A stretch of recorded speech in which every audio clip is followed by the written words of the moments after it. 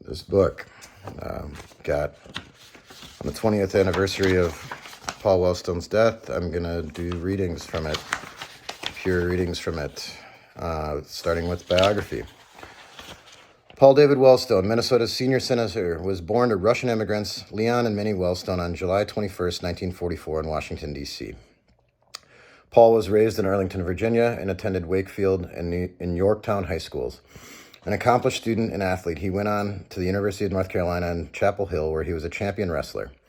In 1965, he earned his BA and 4 years later was awarded a PhD in political science.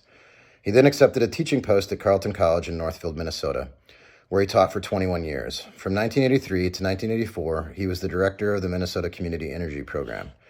In 1990, underdog Senate candidate Paul Wellstone rallied a dynamic volunteer force and traveled throughout Minnesota in his trademark green bus.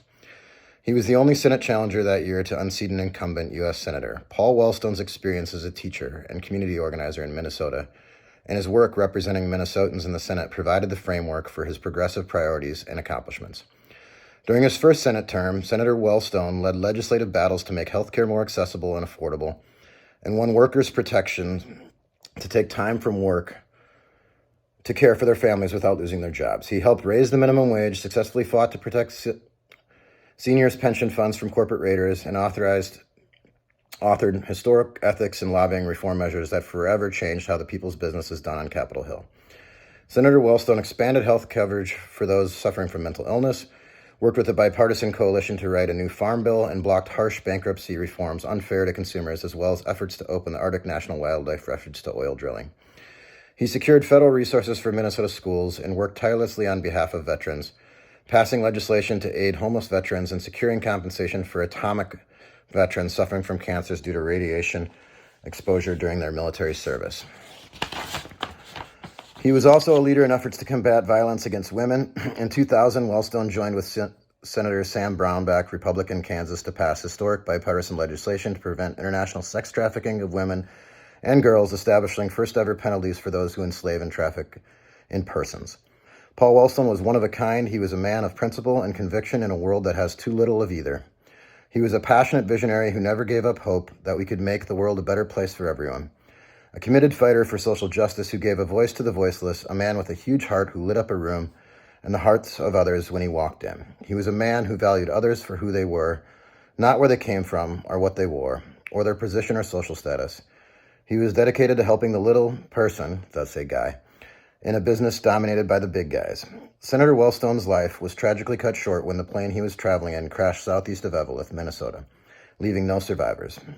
On the plane with him were his wife, Sheila Ison Wellstone, daughter Marcia Wellstone, campaign staff Will McLaughlin, Tom Lappick, and Mary McAvoy, and captains Richard Conray and Michael Guess. Paul and Sheila are survived by 2 sons, David and Mark, and 6 grandchildren, Carrie, Keith, Joshua, Acacia, Sydney, and Matt. I'm going to read from this in memorial addresses and other tributes for Paul Wellstone.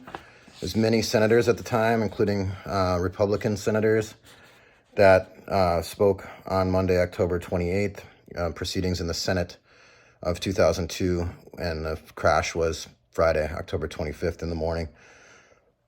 Heartfelt learnings that we can all listen to, and it's surprising what some of these senators say about him. And I think a lot of people in Minnesota and nationally have looked to him, and we really need his voice now. So I'm going to do this. It'll be cathartic to me. I was staff on the 2002 campaign. We had a canvas many were paid, many were volunteer. That really set a standard for Minnesota and how we get out the vote and participate in democracy. Very proud of the work I did there as a team lead on that canvas, and everyone on that team, and anyone who did anything and worked for Paul Wellstone, as so many say.